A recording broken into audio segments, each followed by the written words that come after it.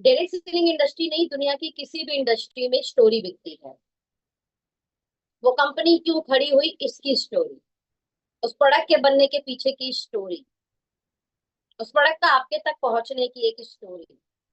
Same direct selling industry में भी जब आपने काम शुरू किया है, तो आपके पास भी होनी चाहिए आपकी एक खुद की रियल, इमोशनल, कनेक्टिंग, एनर्जेटिक, लोगों की आंखों में स्पार्क ला देने वाली एक कमाल की स्टोरी। और हर किसी के पास एक स्टोरी है। देखिए, जीवन ही पूरी स्टोरी है, पूरी की पूरी जीवन स्टोरी है। बस इस स्टोरी को हमें थोड़ा सा तरीके से, थोड़ा सा टाइम के साथ रख कर फिर प्रेजेंटेशन को शुरू करना है। तो क्या उसका एक तरीका होता है? मैं इसी की तरफ आपको लेकर चल रही हूँ। ओके, स्क्रीन शेयर हो चुकी है, पीपीटी आप लोगों को दिख रही है। पीपीटी पे ही लिखा है, win hearts and close sales with your story. लोगों के दिल जीत लो और अपनी सेल्स को क्लोज करो आपकी स्टोरी के माध्यम से। तो स्टोरी कहनी कैसे है? प्रभावी कहानी कहने के आवश्यक कुछ घटक हैं, कुछ महत्वपूर्ण बिंदु हैं जिनको ध्यान रखना है। तो जब भी आप, एग्जाम्पल, आप मेरे पास प्रेजेंटेशन देने आए हो, सोनम जायसवाल को आप प्रेजेंटेशन देने आए हो, मैं आपकी सिस्टर में लग सकती हूँ, राइट, मैं आपकी पड़ोसी लग सकती हूँ, मैं आपके दोस्त लग सकती हूँ। यही दो चार रिश्ते हमारे लोगों के साथ होते हैं। भैया तो रिलेटिव होगा, बहन हो सकती है कोई लड़की आप, हाँ, रिलेशन में आ सकती है, या फिर दोस्त हो सकती है। अब प्रभावी कहने के आवश्यक घटक में आप जब मेरे पास आएंगे तो आप सबसे पहले इस बात को रख पाएंगे, ग्रीटिंग्स के बाद नॉर्मल बातों के साथ, कि इस व्यवसाय को शुरू करने से पहले आप क्या कर रहे हो, उस समय आपकी कंडीशन क्या थी,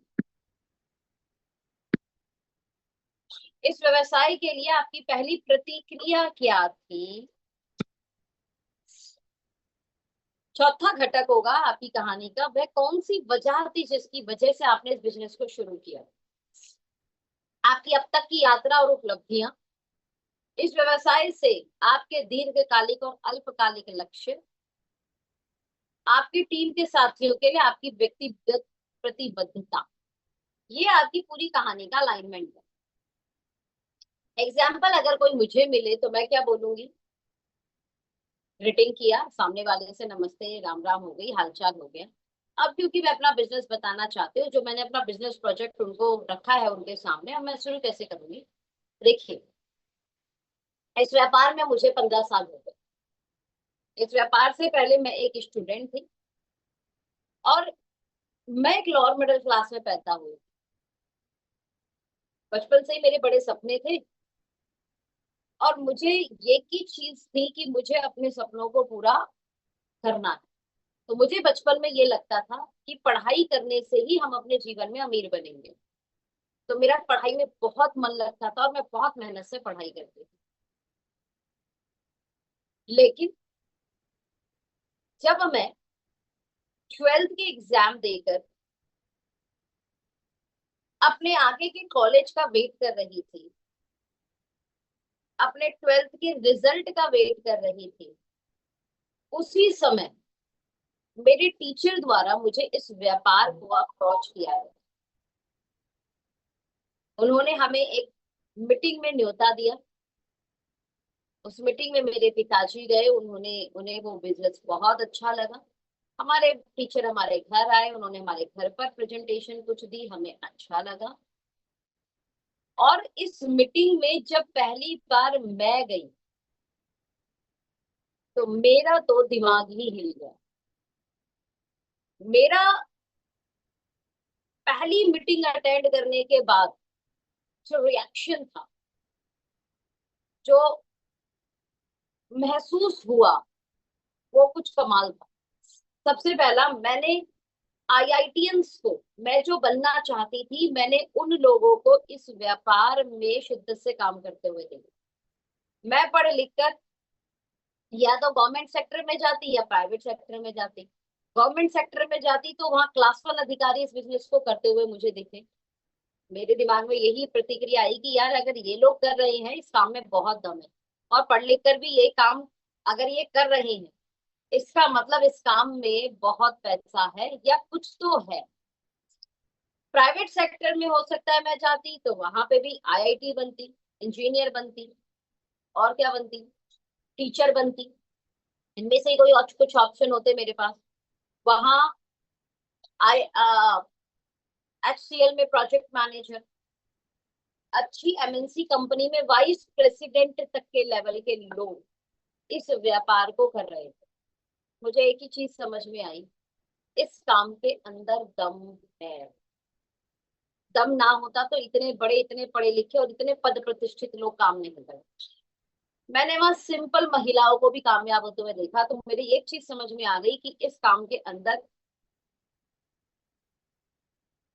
इतनी सिंप्लिसिटी भी है कि एक सिंपल हाउसवाइफ जिसके पास डिग्री नहीं वो भी कामयाब है। क्योंकि मैंने उस मीटिंग के अंदर एक सिंपल सी महिला को, जो यूपी के कल्चर को, बिहार के कल्चर को फॉलो करते हुए, यानी साड़ी पहने हुए, भरी मीटिंग के अंदर हजारों लोग हैं, वो महिला साड़ी पहने हुए, पैर में अलता महावर लगाए हुए, माथे पे लंबा सिंदूर, जितनी लंबी सिंदूर उतना पति का आयु, उस कल्चर को फॉलो करते हुए माथे पे बिंदी लगा के,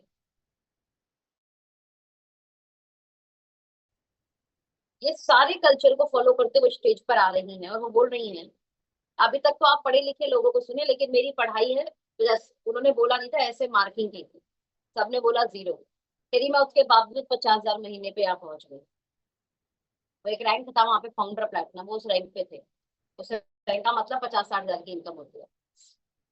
मेरा दिमाग पूर्ण। और मैंने एक चीज वहां पे समझी, जो मेरी प्रतिक्रिया थी पहले मीटिंग अटेंड करके, इतना महत्वपूर्ण काम है कि पढ़े लिखे लोग कम कर रहे हैं, इतना आसान काम है कि जीरो पास आंटी ने भी कर लिया।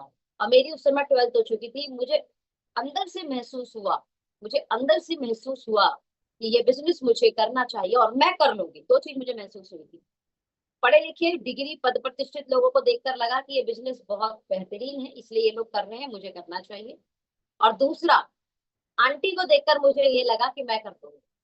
तो ये एक कमाल की वजह थी मैंने जिसके कारण इस बिजनेस को शुरू किया। और मुझे ये चीज पता लग गई थी कि अगर ये बिजनेस काम कर गया तो जो एक अमीर का सपना मैं देख रही थी, जो मैं बहुत बड़ा पैसा कमाने का सपना देख रही थी, वो मैं यहाँ से पूरा कर लूंगी। बिजनेस शुरू हो गया। यात्रा में पहले 5-6 साल एवरेज इनकम रही। मैंने कॉलेज के साथ इस बिजनेस को बिल्ड किया। 15,000, 20,000, 25,000, 50,000, 30,000 हाईएस्ट गया था मेरे कॉलेज के साथ। इस बिजनेस को मैंने फुल टाइम शुरू किया 2016 से। और जब मैंने इस बिजनेस को फुल टाइम शुरू किया तो मेरी जो स्पीड थी वो बहुत तेजी से बढ़ी। और मेरी पहली कार, वो मेरे खानदान की पहली कार थी, i20, वो मेरे घर आई। बहुत खुशी हुई, बहुत ही ज्यादा खुशी हुई। धीरे धीरे कारवां बनता चला गया। 2019 में एक 1 BHK फ्लैट, गवर्नमेंट का जो जीडीए फ्लैट होता है, वो नसीब आया इस बिजनेस के जरिए, मेहनत के जरिए, आशीर्वाद के जरिए। धीरे धीरे ये चीजें और बढ़ती चली गई। तो लॉकडाउन के पहले, 2020 में हम जब लॉकडाउन की तरफ जा रहे थे, तो लॉकडाउन से पहले एक बहुत पुराना सपना, जो मेरे पिताजी का सपना था, वो पूरा हुआ इस इंडस्ट्री के जरिए। भागीरथ पैलेस पे अपनी दुकान खोला। धीरे धीरे धीरे कारवां और बढ़ता गया। और 2020 के अंत में एक ऐसी जगह हमने प्रॉपर्टी खरीदी जहां पर शायद हम तो सोच ही नहीं सकते थे कि खरीद पाएंगे। और वहां एक बहुत बड़ी विशाल प्रॉपर्टी खरीदी गई। फिर धीरे धीरे 2021 आया। then 21 में एक बहुत कमाल की प्रॉपर्टी खरीदी गई। then धीरे धीरे कारवां और बढ़ता चला गया। 2022 में हमने पहली लग्जरी कार BMW खरीदी। ऐसे ये कारवां और बढ़ता चला गया, और बढ़ता चला गया। और हर साल कुछ नई उपलब्धियां, हर साल कुछ नई उपलब्धियां। और भगवान की कृपा से इतनी उपलब्धियां हो गई हैं कि मैं कहते हैं ना कि इतनी भी ज्यादा नहीं बतानी चाहिए। इतनी उपलब्धियां आ चुकी हैं, ये इस बिजनेस के दम पे ही हुआ। इस बिजनेस आत्मा ने हमारी झोली में डाली है, ये उपलब्धियों के हम भी कई लोगों के निमित्त बन पाए, जरिया बन पाए। अब ये उपलब्धियां हजारों, लाखों, करोड़ों परिवार के अंदर जानी चाहिए। ये मेरी दीर्घकालिक एक सोच है। अल्पकालिक लक्ष्य की बात बताऊं तो अगले 2 साल में मेरा ये विश्वास है, 100% पूरा विश्वास है, कि कम से कम हमारी ऑर्गेनाइजेशन के अंदर ही ऐसे कुछ साथी अपने बिजनेस को बहुत बड़ा कर लेंगे। लाइक जैसे मैं बोल रही हूँ कि मैं लोअर मिडिल क्लास से अपर मिडिल क्लास की तरफ गई, ऐसे हमारे कम से कम 100 साथी बोले मैं लोअर मिडिल क्लास से अपर मिडिल क्लास में आ गया। और ये संभव, ये हमारी व्यक्तिगत कमिटमेंट है। और क्योंकि ये मॉडल है भी ऐसा, इसलिए इससे संभव है, और आप भी जब सुनेंगे तो आपको क्लियरिटी मिलेगी। अब इस कहानी में अगर आपके पास समय है, सिर्फ आपको कहानी ही बतानी है, आप अपनी कहानी को थोड़ा डिटेल में बताना। आपको लगता है कहानी के साथ मुझे प्रेजेंटेशन भी देनी है, तो इसी कहानी को शॉर्ट कर दो। आपकी कहानी है, आप इसे शॉर्ट कर सकते हैं, यानी मुश्किल से 2 से 3 मिनट के अंदर भी अपनी कहानी को रख सकते हैं। और अगर आपको लगता है कि आज कहानी ही बतानी है कि आप इस बिजनेस में कैसे आए, आज जस्ट अ कैजुअल मीट, आज प्रेजेंटेशन नहीं करनी है, तब आप इस कहानी में अपने 5-7 मिनट भी लगा सकते हैं, थोड़ा क्रिस्पीपन भी जोड़ सकते हैं, थोड़ी सी। क्या होता है कि ईश्वर ने तो कहानी सबकी बनाई है, अब उस कहानी में थोड़ा थोड़ा सा चटपटापन आप अपने शब्दों से कर सकते हैं, राइट। बट कहानी बदलनी नहीं चाहिए, कहानी में झूठ शामिल नहीं होना चाहिए, राइट। अपनी कहानी में जान डालने के लिए आप कुछ महत्वपूर्ण बिंदुओं का हमेशा ध्यान रखें। आपकी कहानी में क्या इमोशन है,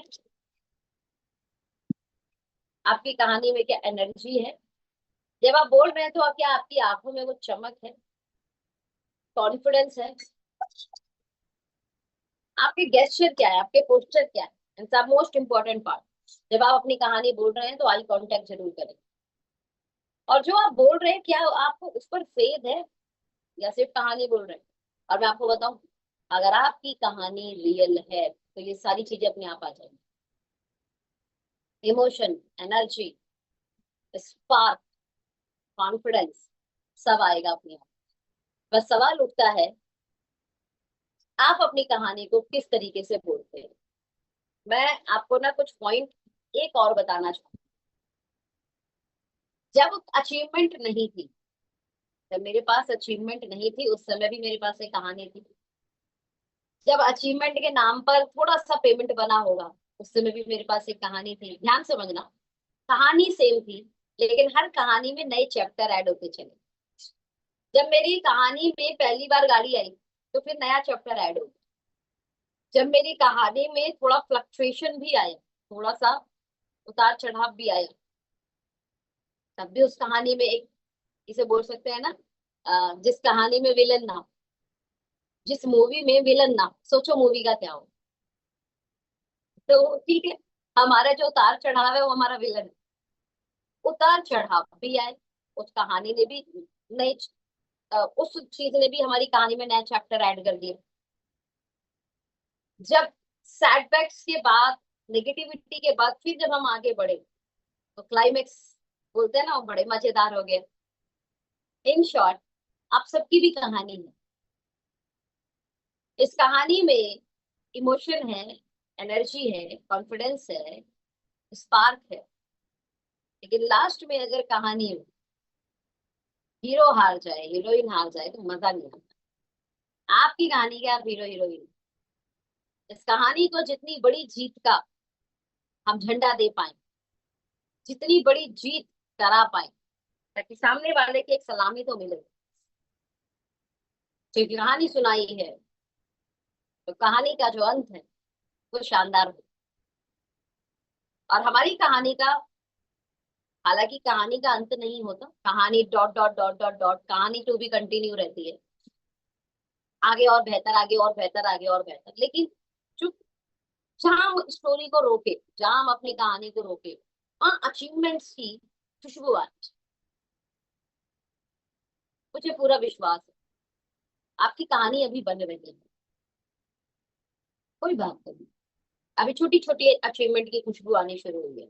एग्जीक्यूटिव हुआ है ना, सीनियर एग्जीक्यूटिव हुआ है, मैनेजर हुआ है, या फिर सीनियर मैनेजर हुआ, ये आपकी कहानी की छोटी छोटी अचीवमेंट्स है।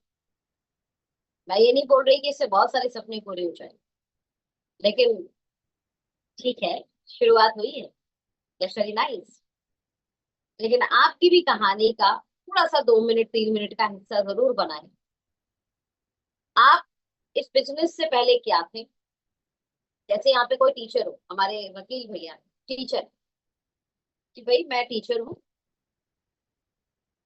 ये बिजनेस आपको कैसे मिला, किसके माध्यम से मिला था? तो किसी दोस्त के माध्यम से मिला होगा मान लेते हैं।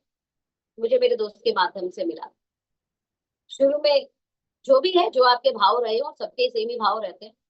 इतना भरोसा नहीं था, लेकिन किसी के भरोसे पे शुरू कर लेता है कोई। मैं हमेशा बोलती हूँ, भाव में, प्रभाव में, अभाव में, 3 कारण से ज्वाइन करता हूँ। आपका जो भी कारण हो वो जरूर डिस्कशन कीजिए कि मैंने इस कारण से ज्वाइन कर लिया। कौन सा पहला ऐसा मोमेंट था कि आपकी आंखों में स्पार्क आया था, यस बिजनेस के लिए कॉन्फिडेंस आया था? तो किसी के लिए हर कोई ना कोई मीटिंग होती है, मेरे लिए भी मीटिंग थी। और मीटिंग में स्पार्क आया क्यों? क्या, किस कारण से वो आपके अंदर विश्वास आया, उस बात को ऐड कर देना। और फिर उसके बाद हमने शुरू किया, बड़े उतार चढ़ाव रहे, लेकिन आज आपकी जो पोजीशन हो, मान लो आप मैनेजर हो, तो आज मैं इस संस्था के अंदर मैनेजर हूँ, जहां पर तकरीबन मेरा 45-50 हजार रुपए का पे आउट महीने का बनना शुरू हो जाता है, और आगे का बिजनेस। और मुझे ऐसा लगता है कि आने वाले अगले 5 6 7 8 10 महीने में, या आपको लगता है साल भर में, साल भर में मुझे पूरा विश्वास है ऐसे पेमेंट वाले लोग मेरी टीम में होंगे। ध्यान से समझना, आप या तो बोलो तो फिर अपने लिए बोलना, तो फिर तो आप बहुत बड़ा बात रखना। इससे अच्छा तरीका ये होता है कि आप अपने साथियों के प्रतिबद्धता के बारे में बात करें, कि मैं यहाँ तक पहुंच गया, अब मेरा पूरा पूरा फोकस है कि मैं जिस पोजीशन पे, उस पोजीशन पे मैं 10 लोगों को निमित्त बनूं, उनका जरिया बनूं। बनाने वाले हम कौन होते हैं? परमात्मा बनाता है, सामने वाले का विश्वास बनाता है किसी को, लेकिन हम निमित्त बने, ये शब्द आप यूज कर सकते हो, राइट?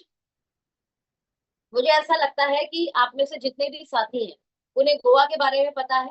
यहाँ तक का हमने अपने सेशन को कंप्लीट किया, बट आगे के 2 पॉइंट, और मैं 2 3 मिनट आपसे और बात करना चाहूंगी अबाउट हमारा गोवा मीटिंग, जो एनबीसी है, नेशनल बिजनेस कॉन्फ्रेंस। मैं आपको बता देती हूँ, गोवा हो सकता है आप कई बार गए हो सकता है नहीं भी गए। मुद्दा गोवा नहीं है, हालांकि इम्पोर्टेंट है, बहुत लोगों ने गोवा भी नहीं देखा, बहुत कमाल का टूरिस्ट प्लेस है, राइट? और सपना होता है बहुत लोगों का जाना। एक तरीके से जैसे इंटरनेशनल टूर होता है, वैसे गोवा भी एक तरीके का एक नेशनल टूर है, जो काफी काफी अच्छा है। हो सकता है आप गए हो तो आपका इंटरेस्ट इतना ना बनता हो, लेकिन मैं आपको यहाँ पर एक पॉइंट ऐड करना चाहूंगी, प्लीज ध्यान से सुनिएगा। ये पहला नेशनल बिजनेस कॉन्फ्रेंस है, अभी तक नहीं हुआ। इन 2.5 साल में कंपनी ने पहला नेशनल बिजनेस कॉन्फ्रेंस अनाउंस किया है। ये कुछ कमाल का कॉन्फ्रेंस होने वाला है। इस कॉन्फ्रेंस को अटेंड करने के लिए आपको आपके लाइफ पार्टनर के साथ, या फिर आपके फैमिली मेंबर के साथ कंपनी ने इनवाइट किया। इसलिए इस सेशन का नाम दिया गया है पावर ऑफ टू। गोवा वाला जो सेशन है उसका नाम क्या है? Power of two. यानी 2 लोगों को आपके साथ, आपका एक परिवार का मेंबर और, यानी 2 लोग हो गए, और वो 2 लोग 4 दिन का वो लग्जरी ट्रिप, मैं फिर एक वर्ड शब्द यूज कर रही हूँ, लग्जरी ट्रिप। अभी तक अगर आपने कोई रेजिडेंशियल ट्रिप अटेंड किया था हमारा, तो वो सिर्फ महज ट्रिप मात्र, ये लग्जरियस ट्रिप होने वाला है। यानी आप और आपका परिवार एक कमाल की अपॉर्चुनिटी को देखने वाले हैं वहां पर। 3 घंटे का सिर्फ सेशन होगा, उसके बाद सिर्फ और सिर्फ फैमिली फंक्शन, फैमिली प्रोग्राम, अलग अलग एक्टिविटी, पूरा गोवा का आपका दर्शन कराएगी कंपनी, पूरा गोवा आपको घुमाने वाले हैं। और एक लग्जरी फील आपको कराने वाले। पहली बार नेशनल ट्रिप के अंदर कंपनी आपके कन्वेंस यानी आपके ट्रैवल एक्सपेंस को भी दे रही है। अब इससे महत्वपूर्ण बिंदु क्या हो सकता है? और मजे की बात यह है, this is the final call. आपने अभी तक भी, बहुत लोगों ने तो कर लिया होगा, तो मैं उनको बधाई देना चाहती हूँ। किसी का पहला महीना हो गया होगा, किसी का दूसरा महीना हो गया होगा, और अभी भी अगर कुछ लोग साथी छूट गए हैं, मैं कहूंगी अभी भी पूरा का पूरा मौका है आपको। कंपनी ने एक और लास्ट चांस दे दिया। आपने पिछले 2 महीने कोशिश की, छूट गया, नहीं हो पाया, कोई बात, this is the final chance. इस महीने 17,500 volume group A group B में, पहला इस महीने को निकालो, अगला महीना देखेंगे। समझ में आ रहा है? कई बार लोग ना बहुत दूर का सोच के 4 कदम भी नहीं चलते। 4 कदम सबसे महत्वपूर्ण है आगे के 40 कदम के लिए। तो सबसे महत्वपूर्ण इस महीने, जो पहली बार जो गोवा का 4 महीने, अगर इस महीने से आप क्वालिफिकेशन शुरू करते हैं तो 4 महीने की क्वालिफिकेशन है। अगले 3 महीने पहले भूल जाते हैं, सिर्फ इस महीने को याद करते हैं। अगले महीने की तैयारी अपलाइन के साथ बैठकर अगले महीने की करेंगे, 1 तारीख को बैठ। इस महीने 17,500 वॉल्यूम ग्रुप ए में, 17,500 वॉल्यूम ग्रुप बी में। मैं कहती हूँ कोई नया साथी भी होगा ना, वो 20-25 लोगों की लिस्ट पर काम कर गया ना, तो भी आराम से अपनी 14-2500 बीवी वाला रजिस्ट्रेशन करा लेगा और वो क्वालिफाई हो जाएगा। मजे की बात, पेमेंट पता है कितनी आएगी? अगर आपने खुद प्लान किए हैं, आपकी लिस्ट है 20 से 25 लोगों की, आपने प्लान किया है 14 लोगों से, एवरेज 1,000 से 1,500 रुपए भी वेलकम बोनस बना, तो लगभग 14 से 15 हजार रुपए आप वेलकम बोनस में कमा लोगे, सिर्फ वेलकम बोनस। और तकरीबन 3,000 रुपए के आसपास तो मंथली बोनस भी आ जाएगा, यानी नियर बाय 20,000 रुपए की इनकम पहले महीने होने वाली है। गोवा क्वालिफिकेशन का टारगेट दिमाग में रख लीजिए। अब यार कितने लोग हैं जिन्होंने अभी तक 20,000 नहीं बनाए और चाहते हैं उनका पहला महीना ही 20,000 बन जाए और गोवा का टूर भी क्वालिफाई हो जाए। इसे बोलते हैं आम के आम गुठलियों के भी दाम। आपको क्वालिफिकेशन इसलिए करनी चाहिए क्योंकि आपके अकाउंट में पेमेंट आएगा। आपको क्वालिफिकेशन इसलिए भी करनी चाहिए क्योंकि बिजनेस की शुरुआत पहले सीढ़ी से तो होगी, और इस ऑर्गेनाइजेशन की पहली सीढ़ी का लेवल है एग्जीक्यूटिव लेवल। पहला रैंक भी अचीव हो गया, अकाउंट में पेमेंट भी आ गई, और मजे की बात, गोवा का पहला महीना भी हो गया। आईडी प्लान कर रहे हैं लेवल 1 या लेवल 2, राइट? Corporate ID